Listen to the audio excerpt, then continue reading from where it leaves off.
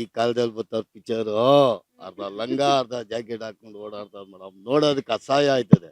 ಅಷ್ಟು ಬೇಜಾರಾಗ್ಬಿಟ್ಟೆ. ಈ ಕಾಲ ಸರಿ ಇಲ್ಲ ಮೇಡಮ್. ನಮ್ಗೆ ಬೇಜಾರಾಗ್ಬಿಟ್ಟೈತೆ. ಯಾವಾಗ ಮೇಲೆ ಕೊಂಡೈತಿವ ಅಂದ್ಬಿಟ್ಟು ಆಸೆ ಆಗ್ಬಿಟ್ಟೈತೆ.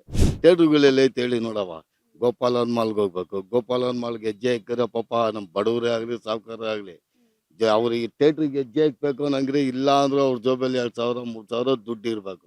ಈಗಿನ ಕಾಲದಲ್ಲಿ ಯಾವ ನಟನು ನಿಮ್ಗೆ ಇಷ್ಟ ಇಲ್ವಾ?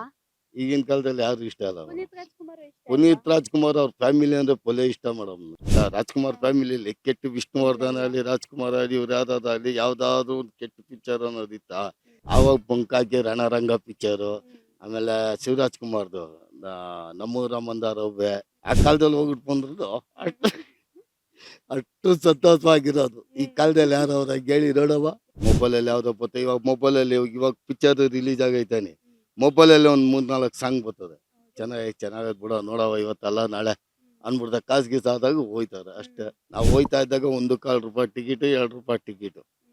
ಈ ಕಾಲದಲ್ಲಿ ಎಲ್ಲೋಯ್ತದ ಮೇಡಮ್. 450-500 ರೂಪಾಯಿ ಅಂದ್ರೆ ಎಲ್ಲೋಯ್ತದೆ ಹೇಳಿ ನೋಡೋ. ಯತ್ನ ಮಾಡಿ ನೀವು ಯಾರಾದ್ರು ಪಾಪ ನಾನು ಹಾಕ್ತೀನಿ ಟಿಕೆಟ್ ಅನ್ನೋರು ಅವ್ರ ಇವಾಗ ಹೇಳಿ ಅವ್ರಾ? ಇಲ್ಲ. ಇಲ್ಲ. ಆ ಕಾಲದಲ್ಲಿ ನಮ್ಮನ್ನು ಎಳ್ಕೊಂಡು ಹೋಗೋರು. ಬರ ನಾನು ಇದ್ದೀನಿ ಅಂದ್ಬಿಟ್ಟು ಎಳ್ಕೊಂಡು ಹೋಗೋರು. ಈ ಕಾಲದಲ್ಲಿ ಯಾರು ಇಲ್ಲ ಮೇಡಮ್.